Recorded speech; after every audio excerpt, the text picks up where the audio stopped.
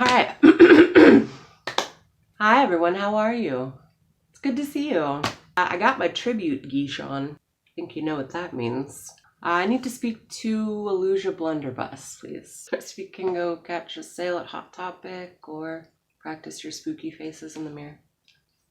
Alright, so here's the deal. I had a chance to meet you. I don't know if you remember, but I think about it often. It was kind of off-putting, I'm not gonna lie. I had found you in the spring of last year, deep dove into all of the content that I could find on YouTube. I did some research, drag race, research, and just found out about the lore. But mainly, I know you as a musician first. When I met you, it would be like meeting the Beatles within like a few months of hearing their music. Some people do, some people did. For me, I grew up in the middle of nowhere in Wyoming, so meeting someone that means a lot to me was never on the table. I think that's just always in the back of my mind. So when I really do meet people that mean something to me, I kind of revert back to that maybe. I heard your makeup is terrible. It was an intro to Eastsiders, to one of the episodes on Eastsiders. It was like I felt a little pull in that direction. I didn't deep dive then, but I deep dove not long ago. I realized that when I got to Red for Filth Tour, when I got to the venue, I was just so excited to be there. I was terrified because they tell you like don't meet your heroes kind of a thing. So I was nervous because I thought I knew you were fine, but I didn't know the climate around you. I go in the venue and I saw you standing by the bar with a few people. Because I'm so receptive to energy, observant of my surroundings, I noticed that I could feel from you that something was off. I don't know what that was. It could have been a laundry list of things. You were on tour with a passel of people that you are only as good as your weakest link, and so it could have been that, it could have been something personal, but I did pick up on that. Then I was noticing the people around you, and they were all just kind of like carrying on and having a good time, and it didn't seem like anyone was really like listening to you or like, I don't know how to describe it. I intuited from the situation that you needed a friend and you didn't have a friend around you, if that makes sense. It sounds weird. It sounds like, kind of psychotic. I'm sure there's plenty of horror stories of fans that just take it too far. I wanted to scoop you out of that situation back to your hotel room or your tour bus and just hand you a flute of champagne and just give you a moment. How are you gonna do that when you have to be on stage and in a short amount of time? So, but that kind of was in the back of my mind. And as we got closer and closer at the meet and greet, I had met a couple people and was talking with them, and they were very like-minded and very cool, and so that was cool. But like everyone else around me just seemed kind of like they were there for the clout. That's how I'm gonna put it. That kind of upset me, but at the same time, I was there just to see you and see you perform, and I was so excited. And then right as I was standing, I was the next person in line, I had this kind of wash over me of like, this isn't a safe environment, so don't get emotional around her. I don't know where it came from. Kind of clammed up a little bit and was trying to be kind of like, oh, like, hey girl, like we're old friends, right? Inside, I was just like, yay, like, ooh. Trying not to cry. Up until that night, every time I talked about you, meeting you, all of the circumstances around it, I would tear up and start crying. You hit me deep as an artist. Off-putting, I realized my energy was just kind of like awkward, to which you were a total professional. You complimented me, you were, it was great. I was so used to seeing you in environments where you're with your peers and where you're with people that you really like have stuff in common with, and like your sisters, and so I think I was expecting that type of interchange. Like, why didn't I just say, what was really on my mind and heart? An artist that you really love, it's okay if you get emotional around them, but for some reason it just didn't feel like the right environment to do that. It felt like because maybe you were having a rough day, I don't want to put that on you too. I don't know if that was the right thing to do or not, but to clarify, my oldest daughter is 17. My other children are 10 and 8. I mentioned to you that we're all a fan of you, and that's true. They've never heard Anus. They've never heard that song. They've never heard I'm Not Your Puppet. They've never heard ones that could be a little beyond their pay grade emotionally, or just like sexual references or whatever. They know mostly AAA ones. They know Hi, they know Your Makeup is Terrible. They are very intelligent and very artistic themselves. And because I'm an artist and I have explained the the difference between emulating someone and just kind of regurgitating things and understanding it and being inspired by it and then going in your own direction. It's okay. Like, swear words don't faze them. They're allowed to swear to express themselves, you know. In mixed company, that's a different story, but around the house, they are who they are. So that's not a hurdle. I fell so deeply in love with your music. I just put one of your songs on, you know, on our way to the store one day, and they were very, very into it. So instead of be like, oh, well, no, like you wouldn't know about that, or you need to wait till later, I just decided to share it with them. If there were references or phrases or things that they needed to know about, we talked about them. That's just how you present information to someone so that they understand something and so that they're not like freaked out by it. Anyway, that's how I chose to do it with my children. They really wanted to come. Like I mentioned that to you. I don't believe in taking children everywhere just because they want to go. I think it needs to be the right environment. A drag show, unless it's family friendly specifically, is not the place for a kid, just because the room around you is going to be like, why did you bring your kids? Now we're all feeling awkward, or they're going to be totally disregarding of that, just not give a shit, and then potentially that's dangerous for your kids and all of that. Plus also, you don't need that kind of pressure on stage. That's going to be in the back of your mind if you see kids in the crowd. That's, you know, even though you're performing your songs the way you want to because it's your goddamn show, that's still going to be kind of in the back of your mind. So I would never do that to you. The next best thing is making art for you. So I could see when I said my kids love you and we enjoy you and stuff, I could see a mystified kind of,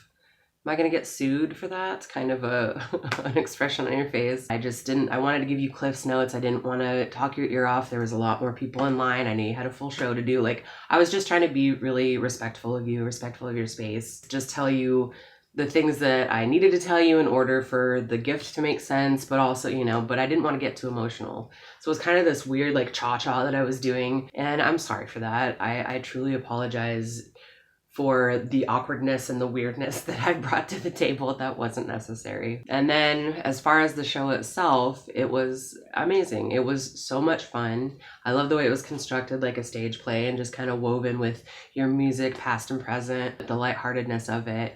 And I like I said before, I realized that you're only as good as your weakest link. And every venue you go to, you're kind of at the mercy of whoever's running the lights, or you're kind of at the mercy of the sound system that they have. You're at the mercy of the, you know, bar staff that's either being loud or quiet. I am well aware of that. I am very, very glad that I got to go to the meet and greet, be in the front row, and really give you my full attention. It was amazing. I did get a few video clips.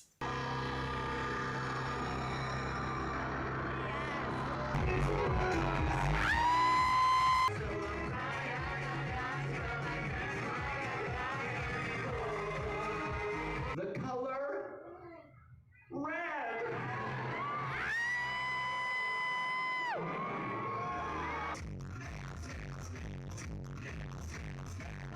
Your mate. GAGGED I told me I look like a fucking dumpster.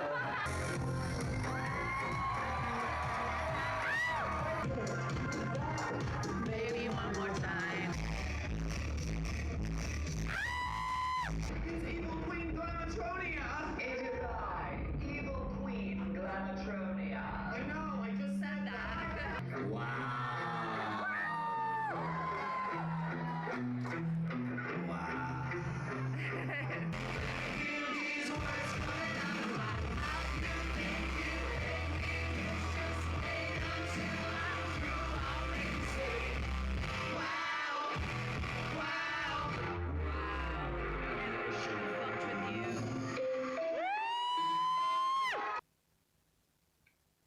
I was excited. Laguna Blue is just an absolute doll.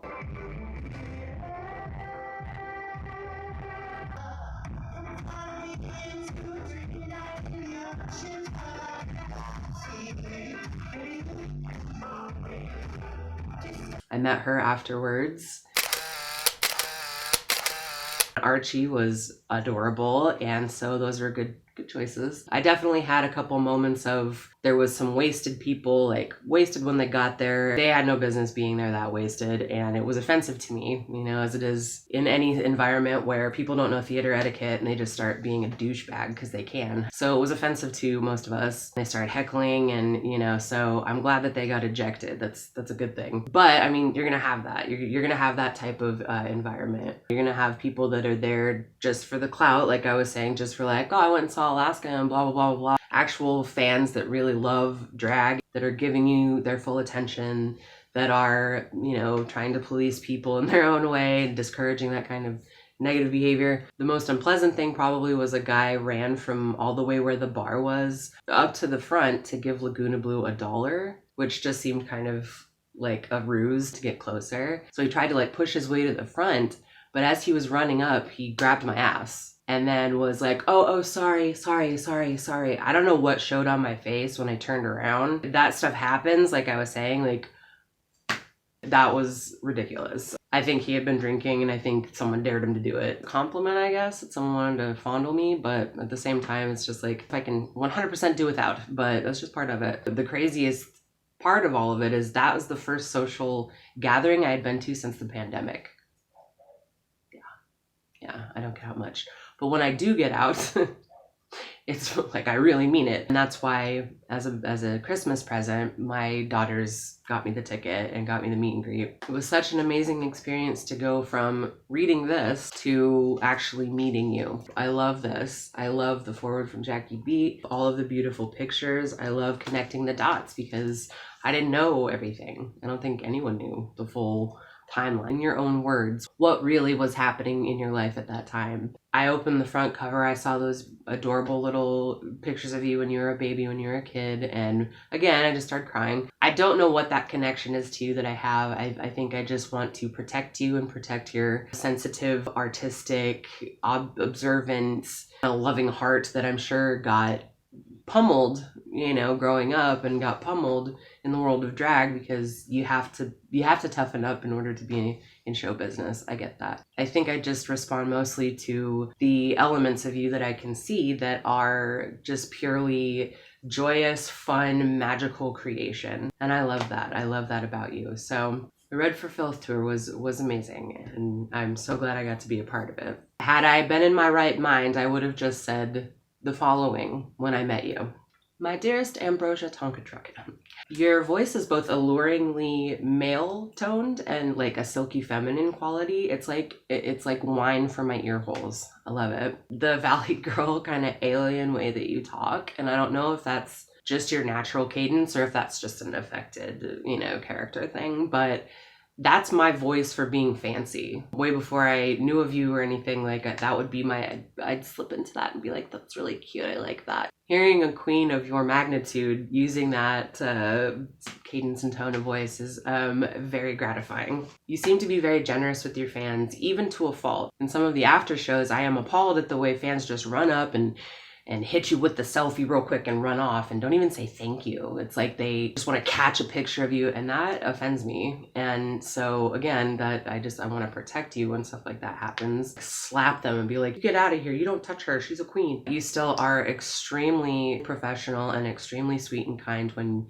you don't have to be, and I experienced that firsthand. I found all of your music at once. Red for Filth came out relatively closely to when I discovered all of your other music. Like as soon as I heard it, it was on a playlist. All of them are in the same category for me. I love them all equally in different ways. And I think that's something that's so alluring and intriguing about you as an artist, is that you reinvent, you know, you don't just rest on your laurels of really witty, good vocal range, stunning looks. Like you don't rest on any of that. It's always like changing it up, and that's what a true artist does. Reimagines, does something new. Sonically, I'm just so impressed with you producing and your all of that. I'm just not surprised, but very intrigued all the time. So thank you for that. Thank you for those. They're just phenomenal. There's just so many layers of talent going on for each song, for each production, for each video. It's all just so layered and so interesting and so deep. You are just as stunning in masculine mode as you are in feminine mode. Sitting alone in the VIP when you do the dance on the chair, like I rewound that like 100 times. There's something so alluring about your movements and the way you carry yourself in masculine mode, and there's something obviously very alluring and commanding when you're in feminine mode. I like that both of them exist. I like that you showed up to DragCon this year in a pink suit, you know, and cool sneakers. Your music with Jeremy, you had kind of a half and half going on, kind of an androgynous, sexy, like more of that, please. I love that. Just for the record, if you ever decide to put the Alaska persona down for a while and just do things as Justin, I'm right there with you. I would never turn my back on you in any way, shape, or form, and no matter what you do, I would imagine drag is extremely hard to just quit. The majority of your fan base, that's what they want. That's what I want, but I would never try to pigeonhole you or stifle you in an area where if you want to explore other ways, other means, other avenues, then I am right here for you. I would never not support you in any form. Just so you know, just for the record, just so we're on the same page. Okay, good. I mean, like, wow. I was so excited when that video came out because it just was further proof that you're just dynamic in any iteration, which I've heard you say before, gender is a construct. I am 100% with you. Just the idea of what gender is just completely like should be played with everyone, I would say. It's so refreshing and so wonderful to see a drag queen or a performer that isn't afraid to shift around. And you looked really hot in your little lobster shirt, so the after show is brilliant. I absolutely love it. I rewatch them on occasion. I love the burrito in Fort Lauderdale. I love Katya and you in Aspen. You have a very calming, balancing kind of effect on Katya. Like Katya with Willem, they just get like into a cyclone of like feisty, sassy, crazy. With you, I really appreciated seeing her just kind of like bring it down a notch and just stay engaged. You guys are so witty and so funny. Rewatchable to the nth.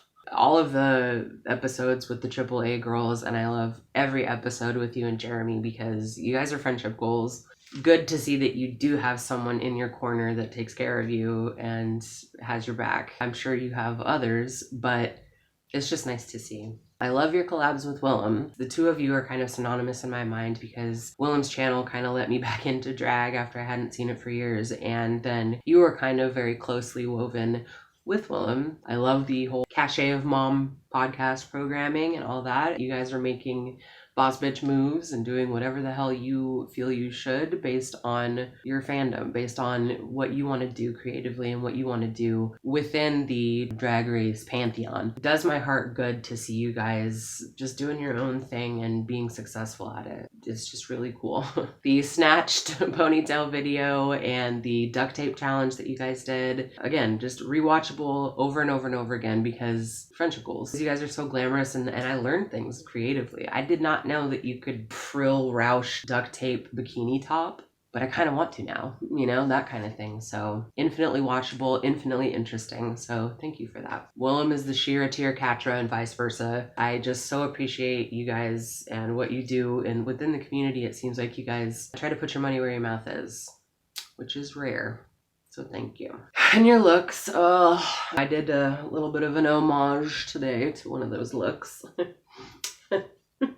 Okay. I love the really dark, kind of sinister, depraved, deranged edge that you have to all of your otherwise angelic beauty pageant vibes. I love the clash of the two it's always present within your look. I think that that's very true to the feminine spectrum. There's derangedness, there is landmines, there are emotional pitfalls. It's a lot of work to wax and shave and spackle and so after a while there's a little bit of resentment that you have to even do any of that, but at the same time a complete and utter adoration for looking and feeling a certain way, and I think you capture that brilliantly.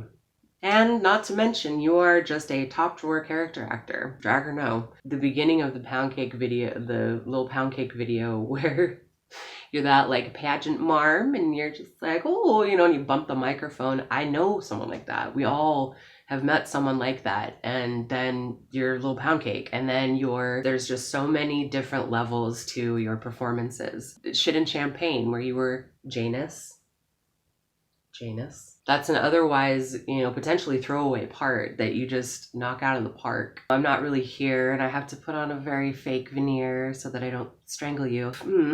Is just so fun to watch. And like I said, pretty true to life, if you ask me. You fill my daily grind with a lot of joy and a lot of magic. I know I mumbled something about that to you and I wasn't making eye contact because I didn't want to cry. I said how I can see your heart in everything that you do, and that's one of my favorite things about you, or the favorite thing about you. I was not bullshitting, I was just trying not to cry. If it seemed like I was trying to ingratiate myself to you, I was genuinely thanking you for showing to the world all of the dark corners that you can turn emotionally, and all of the bright, sunny, happy, lighthearted, but yet totally disinterested and over it and sort of cunty ways that you do things. It means the world to every one of your fans, I think. At least it means the world to me. To have that escapism, to have that inspiration.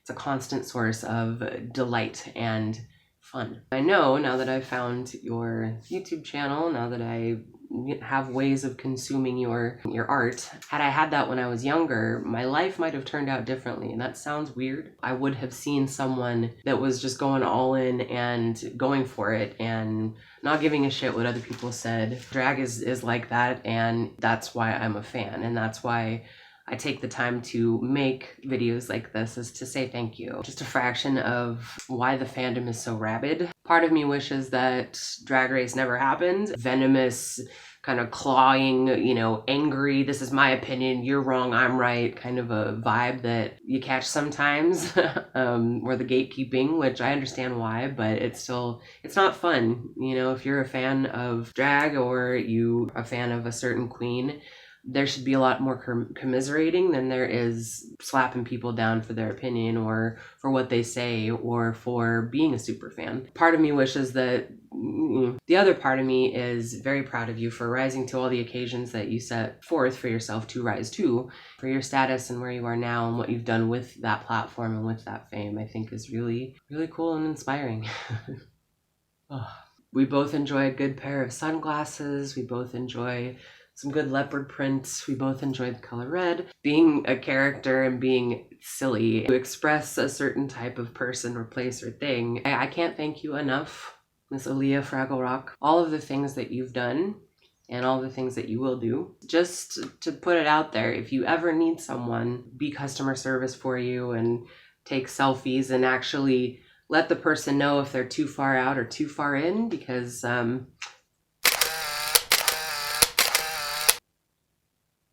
yeah, I feel like I could have been told to scoot in a little bit. I was just trying to be respectful of your ensemble. Also, I just wanted to give you some personal space because artists just get put through the grinder. It's part of the turf, but doesn't mean you can't be cool about it. So if you ever need someone that has that in mind when they're helping you do your tasks, if you ever come to San Diego again, I volunteer as tribute. I don't mean that in a, so I can get close to you and we can move. I just mean because you deserve that much. At the very, very least, you deserve to know that the lowest person on the totem pole can hold you up. Just putting that out into the universe. From the bottom of my heart, Alaska Thunderfuck, 5,000, from the planet Glamtron. I love you and thank you. Thank you for everything. And hopefully I will see you again. I would like a do-over. This time I promise I won't be weird. I won't make it weird. But if not, if I never even see you again, what I got was great. So if you have a chance to go see Alaska on stage, do it, because it's so well worth it. Until I see you again,